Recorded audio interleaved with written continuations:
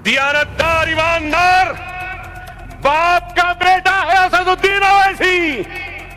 इसकी ईमानदारी की गवाही मैं देता हूं, हम सब हैदराबाद देते हैं। हमारा सदर दियानतदार ईमानदार है। अगर कोई कीचड़ उछालेगा तो खबरदार, हमारी बर्दाश्त को तुम और इम्तिहान न लो। हमारी बढ़ते रहेगी। नकीब मिल्लत, आप आगे बढ़िए, हम आपके साथ हैं। हमारी दुआएं आपके साथ हैं, हमारी हिम्मत आपके साथ है, हमारा जज्बा के लिए खुला रखा। दारुस्सलाम के दरवाजे आज भी हर किसी के लिए खुले थे, खुले हैं और खुले रहेंगे।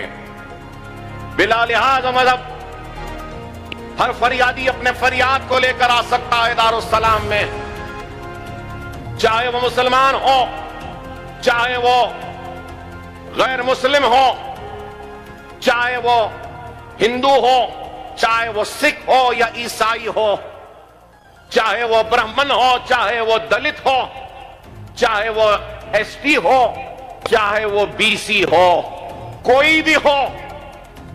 अल्लाह को मानने वाले के लिए भी दरवाजे खुले हैं, तो भगवान को मानने वाले के लिए भी दरवाजे खुले हैं, तो गॉड को मानने वाले के लिए भी दरवाजे खुले हैं। तो अगर कोई अल्लाह भगवान गॉड को नहीं मानता है तो उसके लिए भी हमारे दरवाजे खुले हैं। हम हर फरियादी, हर मजलूम की आवाज को सुनते हैं और उस मजलूम की फरियाद को न सिर्फ सुनते हैं बल्कि हमारे जानिब से जो मुमकिन मदद पे इल्जाम लगाते हैं।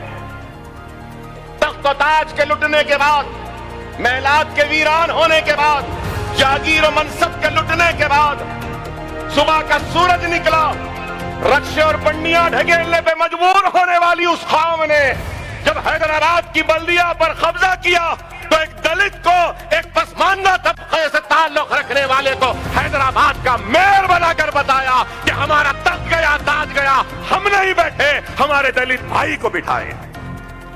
यह हमारी मंजिल की निशानी है। नहीं तो हम कह सकते थे कि हमारा तो सब कुछ लुटा, अब आज हमको मौका आया तो हम क्यों ना बैठे। लेकिन हमने एक दलित को, पसमानदा तबके से ताल्लुक रखने वाले आलमपल्ली बोचैया को मेयर बनाया।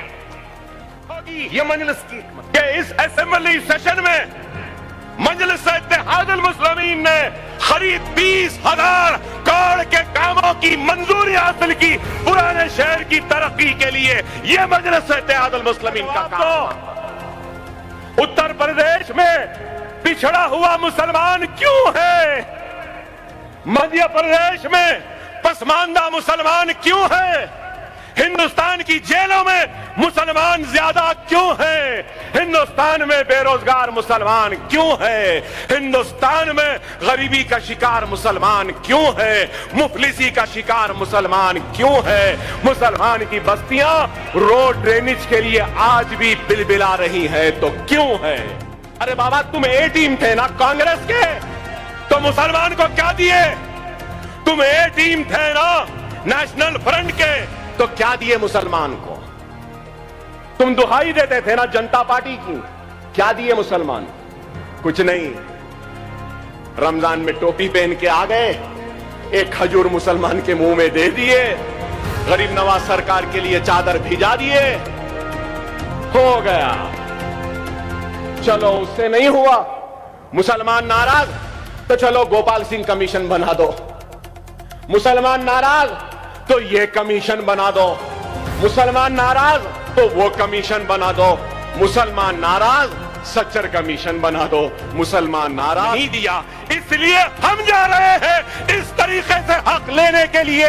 अगर नहीं देता तो हम अपनी सियासी जिद्दोजहद के जरिए ये कामयाबियां जो हमने तेलंगाना में हासिल की, वो कामयाबियों को हासिल करने के लिए जा रहे हैं।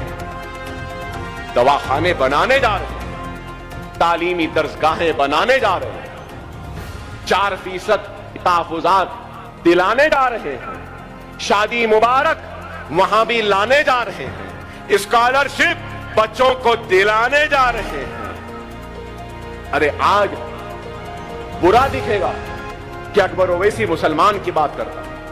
हां करता, बेशक करता। मुसलमान कमजोर आगे आ जाएगा, और अगर कोई ब्राह्मण अगर पीछे है तो अल्लाह की कसम अकबरुद्दीन ओवैसी उस ब्राह्मण का हाथ पकड़कर भी उसको सामने लाने की कोशिश करेगा। यह है हमारी सियासत।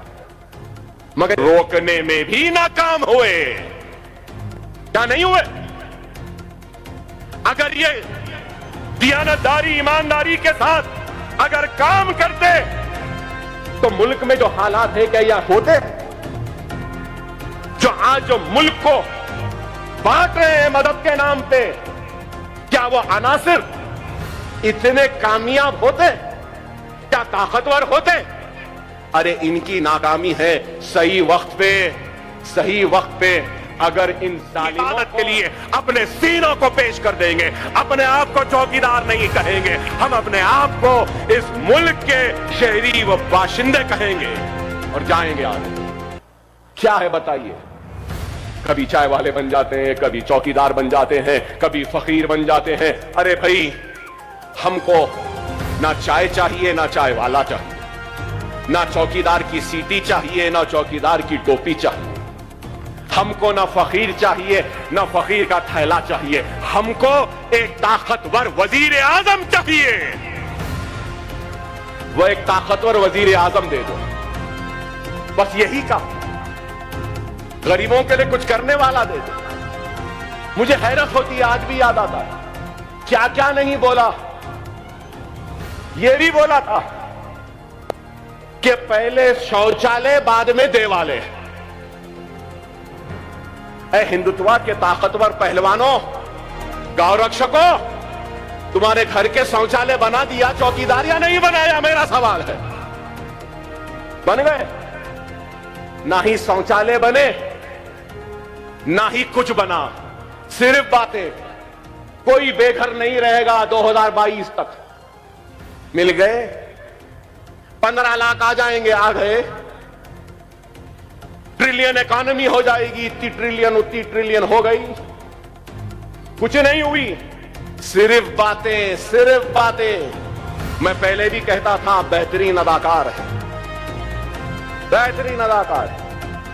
वही अदाकारी, वही दिखावा। और क्या मिला? मैं बताओ, मुझे बताओ क्या मिला? 10 बरस में खुशहाली मिली, 10 बरस में तरक्की मिली, 10 बरस में शौचालय मिले, 10 बरस में घर मिला, 10 बरस में गैस मिला।